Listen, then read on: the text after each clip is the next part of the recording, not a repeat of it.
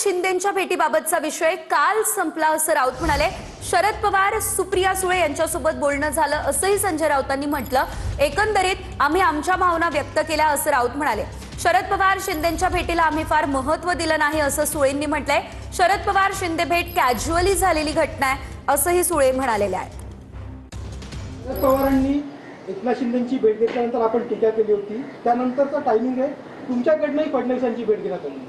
आमच्याकडनं म्हणजे कोणाकडून? आमदारांचं असं म्हणणं आहे की तुम्ही देवेंद्र फडणवीसांची भेट दिली मग आम्ही त्याच्यावरती बोलत नाही। सोडून द्या, तो विषय काल झाला, तो विषय काल संपलेला आहे। माननीय शरद पवार साहेबांचं माझी काल चर्चाही झाली, सुप्रियाताईशी माझं बोलणं झालेलं आहे।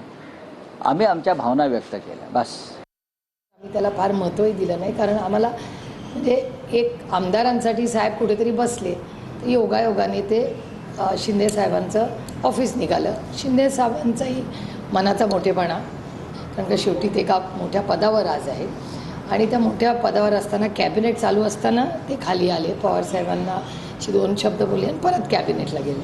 आणि हे अगदी कॅज्युअली झालेली एक घटना आहे। आणि मीही काल संजय राऊत साहेबांना फोन करून सांगितलं काय घटनाक्रम झाला। त्याच्यामुळे मला असं वाटतं की हे गैरसमजाने कोणीतरी कदाचित राऊत साहेबांना चुकीची माहिती दिली असेल, त्याच्यामुळे ते काल